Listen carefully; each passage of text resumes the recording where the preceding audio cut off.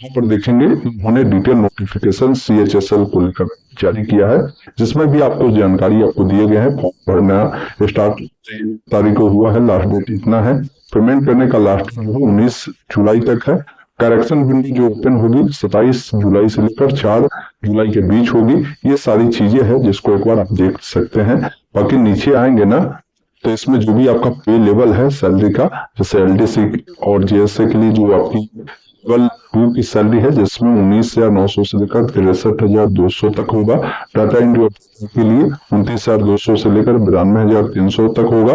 वही data entry operator grade के लिए अगर आपकी जो होती है, तो इसमें लेवल 4 की सैलरी है, जिसके बारे में जानकारी दिया गया है। भर्ती अप्रोक्स जो है 31 पदों पर निकाला गया है। तो एक बार नोटिफिकेशन को आप जरूर देख लीजिएगा। सारी जानकारी आपको बिल्कुल डिटेल में इन्होंने बता रखा है, जिसको आप समझ सकते हैं। एज का जो डेट है वो भी आपको बताया गया है। एज काउंट 1/1/2026 के अकॉर्डिंग होगा।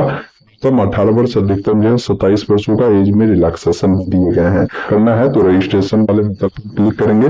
4 स्टेप में क्लियर करना है। आप सिंपली कंटिन्यू वाले विकल्प पर क्लिक करेंगे। आपके पास आधार कार्ड है तो आप यहाँ पर रेस्ट करेंगे, आधार नंबर डालेंगे, आधार नंबर को दोबारा डालेंगे। चेक बॉक्स में टिक कर एक ऑप्शन मिलता है जिस पर क्लिक करेंगे। अब आपके आधार से लिंक नंबर पर OTP जाएगा, उसको डालकर वेरीफाई करेंगे। आप वही KYC कंप्लीट होगा। अब आपका जो भी नाम है ना, आपने मैट्रिक के सर्टिफिकेट के अकॉर्डिंग लिखेंगे, उस नाम को डालेंगे। अगर आपने कभी भी नाम चेंज किया तो यस करें, नहीं तो नहीं वाले विकल्प पर क्लिक करें। जेंडर बताएंगे, लड़का है तो मेल, लड़की है तो फीमेल चुनेंगे, उसे दोबारा से डालना है। डेट ऑफ जो भी है, कैलेंडर मिलता है। सबसे पहला काम करना है, जो भी साल हो आप यहाँ से बढ़ा घटा सकते हैं। जो भी महीना हो, जो भी डेट हो, उसको चुनेंगे, उससे दोबारा से कंफर्म करेंगे। पिताजी का नाम डालेंगे, पिताजी का नाम दोबारा डालेंगे। माताजी का नाम डालेंगे, माताजी का नाम दोबारा डालेंगे। 10वीं अपने किस बोर्ड से पास आउट किया है, सब का नाम मिलता है। अपना बोर्ड चुनेंगे, उसको दोबारा से यहाँ से क्या करना है, कंफर्म कर देना है। जो भी रोल नंबर आपका है 10वीं का वो बताएंगे, रोल नंबर को दोबारा डालेंगे। जिस साल आपने 10वीं पास आउट किया हो, पासिंग ईयर बताएंगे, उसे दोबारा से डालेंगे। आपकी हाईएस्ट क्वालिफिकेशन क्या है, कहाँ तक आप पढ़े हैं। जैसे ये भर्ती 12 पास कैंडिडेट के लिए है। अगर आप डिप्लोमा, डिग्री, PG ये सब किया है तो आप हाईएस्ट क्वालिफिकेशन में बता सकते हैं जहां तक नहीं। उसे दोबारा से कंफर्म करेंगे। आप अपना मोबाइल नंबर डालेंगे, अपना ईमेल आईडी डालेंगे, दोनों OTP जाएगा, OTP को वेरीफाई करेंगे। उसके बाद सेव एंड नेक्स्ट क्लिक करेंगे। इस प्रकार आपका मोबाइल जो है, ईमेल दोनों वेरीफाई हो जाता है। 7 नेक्स्ट पर जैसे ही क्लिक करेंगे ना, तो यहाँ पर बताएगा पर्सनल डिटेल सेव हो चुका है। यहाँ से क्लोज करें। अब यहाँ पर आपको OTR नंबर मिल जाता है, इसको नोट कर आप जरूर रख ले। आप सिंपली नीचे में एक ऑप्शन देखिए मिलता है कंटिन्यू का, जिस पर क्लिक करें। अब यहाँ पर अपना रजिस्ट्रेशन नंबर, जो पासवर्ड मिले हैं अभी, उस पासवर्ड को डालकर, इस कैप्चा कोड को डालकर साइन इन करना है। साइन इन करते ही पहला काम करना है कि पासवर्ड आपको सेट करना होगा। तो अभी आपका जो ओल्ड पासवर्ड मिला है अभी नंबर पे, उस पासवर्ड को डाले। नया पासवर्ड जो बनाना चाहते हैं ना, उसमें ध्यान रखें ABCD का बड़ा अक्षर, छोटा अक्षर, कोई भी सिंबल, कोई भी अंक आपको उपयोग करना है। उसी पासवर्ड को यहाँ पर आप फिल कर दोबारा से कंफर्म करना है। यहाँ से सेपरेटिव क्वेश्चन चुन सकते हैं। अब जो भी क्वेश्चन चुनेंगे ना, तो उसका जो भी आंसर होगा आप आंसर भी यहाँ पर बताएंगे। फिर दूसरा कोई सेपरेटिव क्वेश्चन चुन लेंगे, उसका भी जो आंसर होगा उसको बताना है। उसके बाद एक ऑप्शन सेव एंड नेक्स्ट का मिलेगा, जिस पर आपको क्लिक करना है। इस प्रकार आपका पासवर्ड क्रिएट होता है। इसको क्लोज करेंगे। क्लोज करने के बाद आप लॉगिन करना होगा। लॉगिन करने के लिए वही अपना TR नंबर, साथ में नया पासवर्ड जो बनाया उसे कैप्चा को फिल करना है। लॉगिन वाले विकल्प पर आपको क्लिक करना है। लॉगिन करते ही आपको एडिशनल इन्फॉर्मेशन में आपकी जो भी कैटेगरी होगी, कैटेगरी बताएंगे, उससे दोबारा से डालेंगे। मतलब जानकारी पूछता है उससे दोबारा से डाले। नेशनलिटी में अगर आप इंडियन है तो सिटीजन ऑफ इंडियन को चुनेंगे। आपके बॉडी में कोई ऐसा निशान हो जो कटा का हो, जला का हो, तो उसके बारे में आप बता सकते हैं। नहीं है तो नो मार्क आप लिख सकते हैं। अगर आप दिव्यांग है तो यस करेंगे, तो किस टाइप की दिव्यांगता है उसके बारे में जानकारी बताएंगे। नहीं है तो नो करेंगे, ये जानकारी देने की जरूरत नहीं है। आप जो भी एड्रेस होगा ना साथियों, परमानेंट एड्रेस, वो आप एड्रेस यहाँ पर बताएंगे। जैसे आपका जो विलेज होगा, विलेज बताएंगे VILL कर लिखकर, कॉमा लगाकर। पोस्ट ऑफिस जो वो आप लिखेंगे पुलिस स्टेशन, यानी प्रॉपर एड्रेस जैसे भी आपका होगा परमानेंट एड्रेस, वैसे आप अपने अकॉर्डिंग लिखेंगे। जो भी आपका स्टेट है, जो भी आपका डिस्ट्रिक्ट है, वो आपको बताना है। फिर आपको नीचे आना है तो बताना है। अगर किसी का परमानेंट एड्रेस प्रेजेंट एड्रेस समान है तो इस वाले विकल्प पर क्लिक करेंगे, अलग अलग है तो अलग अलग जानकारी को फिल करना है। और एक ऑप्शन मिलता है सेव एंड नेक्स्ट का, जिस पर आपको क्लिक करना है। जैसे ही यहाँ पर क्लिक करते हैं आपका एडिशनल जानकारी सेव होता है, यहाँ से क्लोज कर। अब आपको डिक्लेयर करना है तो सिंपली चेक बॉक्स करके ओटीआर पर क्लिक करना है। जो भी जानकारी ओटीआर में भरा है उसका प्रीव्यू देखें, कहीं भी कुछ गलती है तो भी आप यहाँ से क्लोज कर अपनी जानकारी को सुधार कर सकते हैं। प्रिंट लेना है तो प्रिंट ले लीजिए, अन्यथा डिक्लेयर वाले विकल्प पर क्लिक करना है। इस प्रकार आपका जो ओटीआर है कंप्लीट हो चुका है। अब यहाँ से क्या करेंगे, इसको क्लोज करेंगे। उसके बाद यहाँ पर देखेंगे लाइव एग्जामिनेशन में आपको मिल जाएगा सीएचएसएल भर्ती का यहाँ पर अपडेट, जिसका लास्ट डेट भी बताया गया है। बाकी यहाँ पर ओटीआर नंबर, पासवर्ड कैप्चा को डालकर लॉगिन करेंगे ना तो आपके सामने भी ये डैशबोर्ड आएगा। अब यहाँ से आपको भी फॉर्म भरने की प्रक्रिया सामान्य है, समझिए। यहाँ पर आने के बाद देखिए एक ऑप्शन मिलता है अप्लाई का, आपको जिसके लिए अप्लाई करना है। जैसे सीजीएल का भी चलता है, तो इन सब में मैंने ऑलरेडी बात किया है। इस वीडियो में सीएचएसएल पर बात कर रहे हैं, तो यहाँ पर अप्लाई वाले विकल्प पर क्लिक करेंगे। फॉर्म भरने से पहले सारा गाइडलाइन बताया गया है, जिसको रीड कर एक ऑप्शन मिलता है फिल फॉर्म का, जिस पर आपको क्लिक करना है। अब यहाँ पर बता भी गया है नोट में कि आपका 1 से 18 तक की जो भी इंफॉर्मेशन है ऑटोमेटिक फिल रहेगा, जो कि ओटीआर रजिस्ट्रेशन के डाटा के बिहार पर ये फिल है। इसमें कोई भी एडिट आप नहीं कर सकते हैं, सिंपली अपनी जानकारी देख सकते हैं। उसके बाद नीचे आने के बाद एक ऑप्शन मिलता है नेक्स्ट का, जिस पर क्लिक करेंगे। ये जानकारी सेव हुई, ओके वाले विकल्प पर क्लिक करेंगे। अब जो है क्वालिफिकेशन वाली जानकारी में आते हैं, जिसमें बताएंगे कि आपकी जो हाईएस्ट क्वालिफिकेशन है वो क्या है। मान लीजिए अगर आपने ग्रेजुएशन किया है, पीजी किया है, बता सकते हैं। अगर आप सिर्फ 12 पास है फिर फॉर्म को भर सकते हैं। तो जो भी आपकी हाईएस्ट क्वालिफिकेशन है वो बताना है। उसके बाद इस पूछ रहा है, फिर यहाँ पर पूछा गया है कि इस कोर्स फिर यहाँ पर पूछा गया है कि इसके लिए आपके पास क्वालिफिकेशन क्या है, 12वीं स्टैंडर्ड है या 12वीं के इक्विवेलेंट में कोई आपके पास क्वालिफिकेशन है। तो आप अपने अकॉर्डिंग, अगर मान लीजिए कोई 12वीं नहीं कर डिप्लोमा किया तो 12वीं के इक्विवेलेंट में आता है, तो आप इसको बता सकते हैं। लेकिन अगर आप 12वीं की है 12th स्टैंडर्ड को चुनेंगे। अब यहाँ पर पूछ रहा है कि ये जो क्वालिफिकेशन है इसका स्टेटस क्या है, 12वीं आप पास है या अपियर है, वो बताएंगे। अगर आप पास चुनेंगे तो 12वीं आपने किस साल पास आउट किया है, वो पासिंग ईयर आपको यहाँ पर बताना है। बताना है कि 12वीं आपने किस राज्य के बोर्ड से किया है, वो आपको बताना है। जो भी यूनिवर्सिटी हो या बोर्ड होगा आपका 12वीं का नाम आप यहाँ से चुनेंगे। जो भी आपकी 12वीं के रोल नंबर है उसे डालेंगे। आपकी क्या परसेंटेज है 12वीं का, वो जानकारी आपको यहाँ पर बताना है। उसके बाद अगर किसी का सीजीपीए है तो सीजीपीए बताएंगे, अन्यथा क्या करना है, ऑप्शन मिलता है सेव एंड नेक्स्ट का, जिस पर क्लिक करना है। इस प्रकार आपका ये डिटेल सेव होता है। अब एडिशनल इंफॉर्मेशन 1 में आते हैं, जहाँ पर पूछता है कि अगर आप एक सर्विसमैन हैं तो आप बता सकते हैं, या आर्म फोर्स वाले हैं तो आप बता सकते हैं, नहीं तो नहीं वाले विकल्प पर क्लिक करें। एज में किसी को रिलैक्सेशन चाहिए तो एस करेगा, एस करेंगे तो आप बताएंगे कि आपको एज में जो रिलैक्सेशन चाहिए किसके थ्रू चाहिए। जैसे मान लीजिए आप अपने कैटेगरी के थ्रू लेना चाहते हैं तो उसको चुन सकते हैं, नहीं चाहिए तो आप नो कर सकते हैं।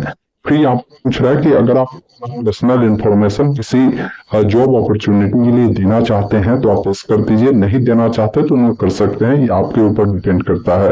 उसके बाद एक ऑप्शन देखिए मिलता है सेव एंड नेक्स्ट का, जिस पर क्लिक करें। ये जानकारी सेव हुआ, ओके वाले विकल्प पर क्लिक करें। अब आपसे एडिशनल इंफॉर्मेशन पूछा गया है, जिसमें पूछा गया है कि इसके लिए प्रेफरेंस देना है, आप किस शहर में आप चाहते हैं इसका प्रेफरेंस हो एग्जाम का, तो आप यहाँ से 3 प्रेफरेंस जो है 3 शहर का आप दे दीजिएगा। उसके बाद यहाँ पर पूछ रहा है कि जो मीडियम आपका रहेगा, तो जो ये होगा सीबीई एग्जाम, उसमें कौन सा मीडियम आप रखना चाहते हैं उसको सिलेक्ट करेंगे। उसके बाद दोबारा से मीडियम को वेरीफाई करेंगे। फिर यहाँ पर पूछता है कि इसमें जो टाइपिंग आपकी होगी, मीडियम पूछा गया कि उस कौन सा मीडियम में रखेंगे, इंग्लिश टाइपिंग, हिंदी टाइपिंग, उसको बताएंगे, उससे दोबारा से कंफर्म करेंगे। फिर ये दिव्यांग जो कैंडिडेट होते हैं ना, उनके लिए जानकारी होता है। कैंडिडेट अगर मान लीजिए दिव्यांग है, अगर लिखने में परेशानी होती है तो स्क्राइब चाहिए तो आप बता सकते हैं। अगर आप यहाँ पर प्रेस करेंगे बताएंगे, और यहाँ पर स्क्राइब के बारे में जानकारी पूछी गई है। तो अगर नहीं चाहिए, लिखने में कोई परेशानी नहीं है तो नो कर दीजिएगा। फिर यहाँ पर पूछ रहा है कि यदि आप 12वीं पास किया है तो 12वीं में अगर साइंस स्ट्रीम से पढ़ाई किया होगा, उसमें मैथ सब्जेक्ट पढ़ा होगा, तो ऐसा अगर है तो यहाँ पर इस कर सकते हैं। अगर आप मान लीजिए मैथ नहीं पढ़ा है, साइंस स्ट्रीम से नहीं था, अगर आप नो करते हैं तो क्या होगा, तो देखिए नो करेंगे तो आप क्या है ना कि यानी डाटा एंट्री ऑपरेटर वाले पोस्ट के लिए एलिजिबल नहीं होंगे, बाकी अन्य पोस्ट के लिए आप एलिजिबल होंगे। अगर आप इस प्रकार के है तो आप यहाँ पर एस करें, नहीं तो नहीं वाले विकल्प पर क्लिक करें। अब यहाँ से सेव नेक्स्ट पर क्लिक करना है। ये जानकारी भी आपका सेव होता है, आप वाले विकल्प पर क्लिक करेंगे। यहाँ पर देखेंगे ना तो सबसे पहला चीज है कि आपका देखिए फेस ऑथेंटिकेशन स्टेटस जो है आपका पेंडिंग है। तो पहला काम करना है कि इसको आपको कंप्लीट करना होगा। इसे कंप्लीट करने के लिए आप अपने मोबाइल में या तो इसको स्कैन करेंगे तो डायरेक्ट प्ले स्टोर ओपन होगा, प्ले स्टोर में एक एप्लीकेशन डाउनलोड करना होगा। बाकी आइए यहाँ से आगे की जो भी प्रक्रिया है ना, जैसे मोबाइल से ही फोटो कैप्चर आप कैप्चर कर सकते हैं, सिग्नेचर को कैसे अपलोड करना है, साइज कैसे बनाना है, सारा बताता हूँ।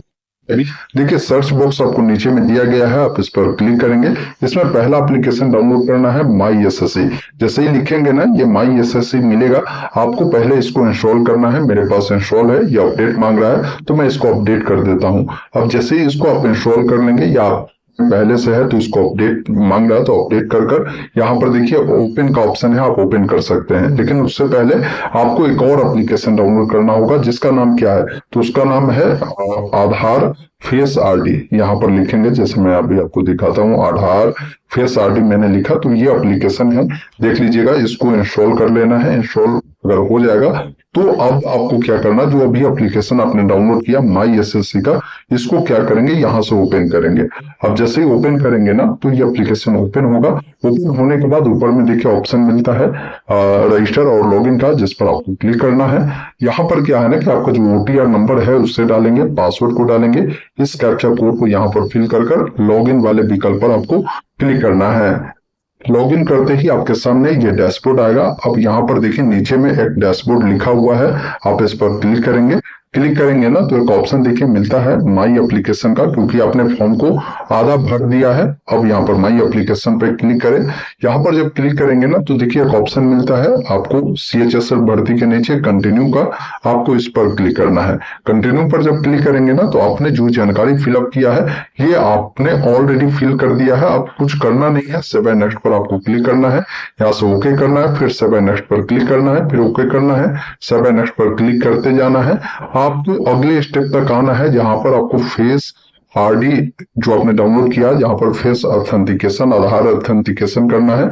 जिस वाले स्टेप पर आएंगे, क्योंकि 5वें स्टेप पर है, अभी भी देखिए यहाँ पर पेंडिंग है। इसको कंप्लीट करने के लिए ये जो चेकबॉक्स बने हुए हैं ना, इस पर क्लिक कर एक ऑप्शन मिलता है आधार फेस ऑथेंटिकेशन, जिस पर आपको क्लिक करना है। अब साथियों इस पर जब क्लिक करेंगे ना तो आपने जो एप्लीकेशन डाउनलोड किया है आधार फेस आरडी का, वो ओपन होगा। यहाँ से इसको अलाउ कर देना है। अलाउ करेंगे तो ये कैमरा जो है इसका ओपन होना शुरू होगा। कुछ सेकंड वेट करेंगे।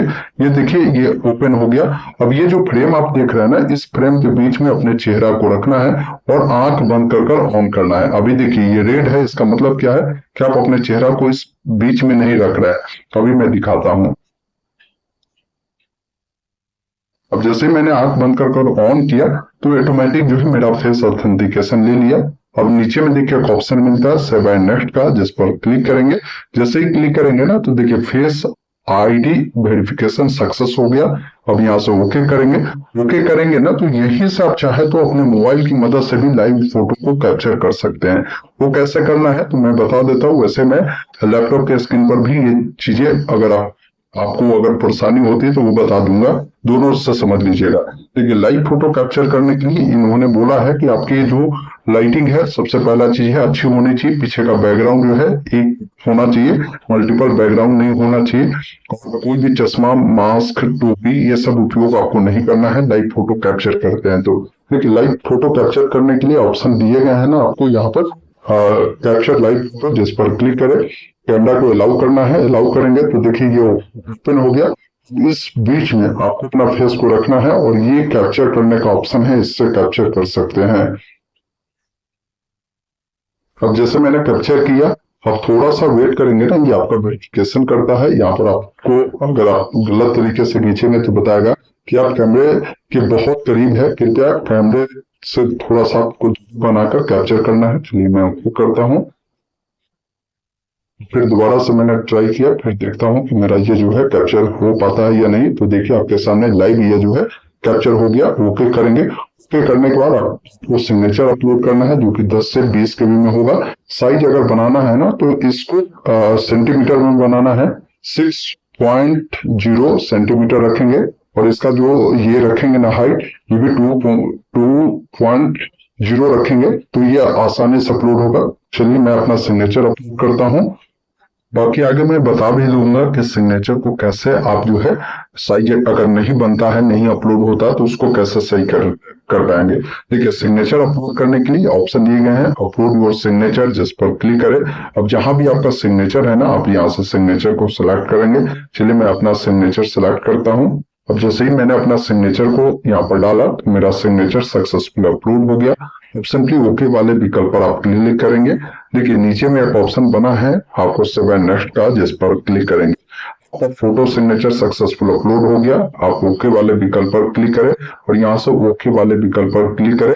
अब यहाँ से पुनः एक बार अगर हो सकता है इसका सर्वर ऐसा हो तो आपको बैक करें, लेकिन मेरे केस में बैक किया नहीं, इन्होंने डायरेक्ट रिव्यू वाले पेज पर भेजा है।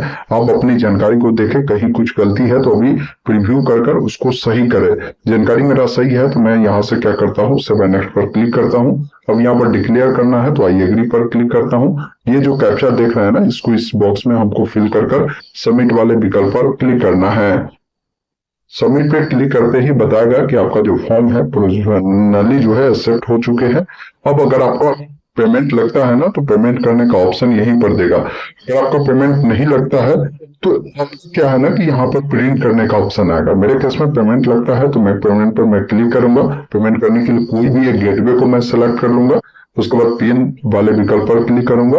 अब देखिए पेमेंट करने का मल्टीपल ऑप्शन है। आप net banking, debit card, credit card या चाहते हैं यूपीआई से करना तो यूपीआई का भी ऑप्शन है। आप कोई भी एक माध्यम को चुनेंगे। जैसे मैंने यूपीआई चुना तो यहाँ से क्यूआर कोड के माध्यम से चाहता हूँ तो क्यूआर कोड पे जब क्लिक करेंगे ना तो हमारे सामने एक स्कैनर आएगा। अब उस स्कैनर को क्या करेंगे ना, यहाँ नीचे में है, इसको स्कैन कर पेमेंट करेंगे। पेमेंट होने के बाद इसका जो प्रिंट आउट मिलेगा ना उसको निकालकर अपने पास सुरक्षित हम लोग रख लेंगे। तो इस प्रकार जो है आप मोबाइल की मदद से भी और लैपटॉप की मदद से भी दोनों माध्यम से फॉर्म को भर सकते हैं, कोई परेशानी नहीं होगी।